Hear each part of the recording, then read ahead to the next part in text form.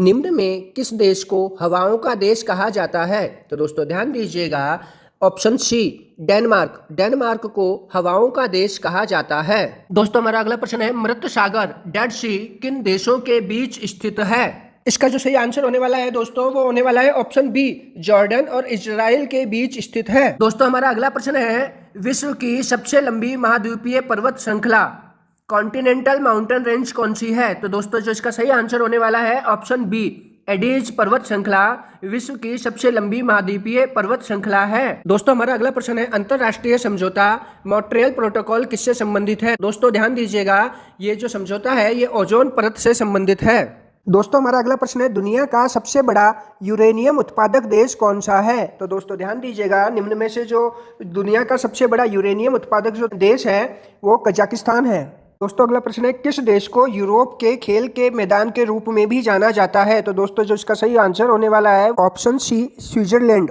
दोस्तों हमारा अगला प्रश्न है, अंतरिक्ष में कृत्रिम उपग्रह प्रेक्षण करने वाला विश्व का प्रथम देश कौन सा है? तो दोस्तों ध्यान दीजिएगा, इसका जो सही आंसर है सोवियत संघ, ऑप्शन सी इसका सही आंसर है। ध्यान रखिएगा दोस्तों, 4 अक्टूबर 1957 को सोवियत संघ ने पृथ्वी पर पहला कृत्रिम उपग्रह स्पुतनिक 1 भेजा था। दोस्तों हमारा अगला प्रश्न है, 1880 में प्राचीन स्मारकों का क्यूरेटर किसे नियुक्त किया गया था? तो दोस्तों इसका जो सही आंसर होने वाला है ऑप्शन ए, एच कोल को 1880 में प्राचीन स्मारकों का क्यूरेटर नियुक्त किया गया था। दोस्तों हमारा अगला प्रश्न है, दुनिया की पहली महिला प्रधानमंत्री कौन थी? तो दोस्तों ध्यान दीजिएगा, दुनिया की जो पहली महिला प्रधानमंत्री थी वो ऑप्शन ए, श्री मावो भंडार नायके थी। दोस्तों हमारा अगला प्रश्न है, विश्व का प्रथम कागजी मुद्रा जारी करने वाला देश कौन सा है? तो दोस्तों ऑप्शन बी इसका सही उत्तर होगा चीन। चीन विश्व का प्रथम कागजी मुद्रा जारी करने वाला देश है। दोस्तों हमारा अगला प्रश्न है, विश्व का सबसे बड़ा डेल्टा कौन सा है? तो दोस्तों ध्यान दीजिएगा, option A, Ganga Brahmaputra delta विश्व का सबसे बड़ा डेल्टा है। दोस्तों हमारा अगला प्रश्न है, सूचना प्रौद्योगिकी के प्रमुख केंद्रों में से एक सिलिकॉन वैली कहां पर स्थित है? तो दोस्तों ध्यान दीजिएगा, सिलिकॉन वैली कैलिफोर्निया में स्थित है। दोस्तों हमारा अगला प्रश्न है, विश्व में चाय का सबसे बड़ा उत्पादक देश कौन सा है? तो दोस्तों ध्यान दीजिएगा, जो इसका सही उत्तर होने वाला है ऑप्शन ए, चीन विश्व का सबसे बड़ा चाय उत्पादक देश है। दोस्तों हमारा अगला प्रश्न है, रेशम बनाने की तकनीक का आविष्कार सबसे पहले किस देश में हुआ था? तो दोस्तों ध्यान दीजिएगा, रेशम बनाने की तकनीक का जो आविष्कार है सबसे पहले ऑप्शन सी, चीन में हुआ था। दोस्तों रेशम की खोज 118 ईसा पूर्व में चीन में हुई थी। इसका उत्पादन सबसे पहले नवपाषाण काल में चीन में आरंभ हुआ था। तो हमारा अगला प्रश्न है, न्यू डेवलपमेंट बैंक एनडीबी के कितने देश सदस्य हैं? तो दोस्तों ध्यान दीजिएगा, इसके ऑप्शन डी, 5 देश इसके सदस्य हैं।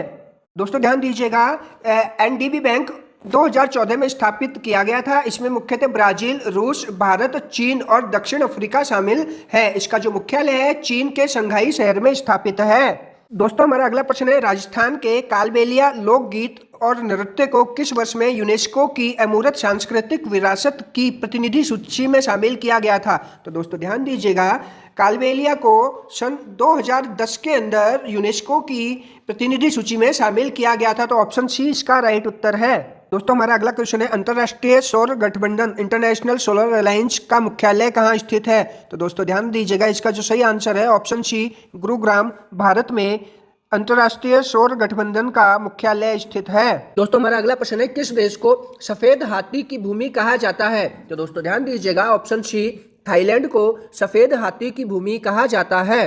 तो हमारा अगला प्रश्न है, माचू पिच्चू के इंका खंडर किस देश में स्थित है? तो दोस्तों ध्यान दीजिएगा, माचू पिच्चू के इंका खंडर जो है ऑप्शन ए, पेरू में स्थित है। दोस्तों हमारा अगला प्रश्न है, पहला NAM शिखर सम्मेलन कहां आयोजित किया गया था? तो दोस्तों ध्यान दीजिएगा, पहला NAM शिखर सम्मेलन था ऑप्शन सी, बेलग्रेड में आयोजित किया गया था। दोस्तों ध्यान रखिएगा, 1961 में यूगोस्लाविया के बेलग्रेड में गुट निरपेक्ष आंदोलन NAM का पहला शिखर सम्मेलन आयोजित किया गया था। और ध्यान दीजिएगा, इसमें कुल 25 देशों के प्रतिनिधियों ने भाग लिया था। तो हमारा अगला प्रश्न है, काजी नजरुल इस्लाम किस देश के राष्ट्रीय कवि थे? तो दोस्तों ध्यान दीजिएगा, ये बांग्लादेश के राष्ट्रीय कवि थे। दोस्तों हमारा अगला प्रश्न है, किस देश को हर्मिट किंगडम के नाम से जाना जाता है? तो दोस्तों ध्यान दीजिएगा, हर्मिट किंगडम के नाम से ऑप्शन ए, उत्तर कोरिया को जाना जाता है। निम्न में से कौन सा देश पूर्व सोवियत संघ का हिस्सा नहीं था? तो दोस्तों ध्यान दीजिएगा, निम्न में से जो ऑप्शन ए है फिनलैंड, वो पूर्व सोवियत संघ का हिस्सा नहीं था। विश्व में किस देश को कॉफी का कटोरा कहा जाता है? तो दोस्तों ध्यान रखिएगा, ब्राजील को।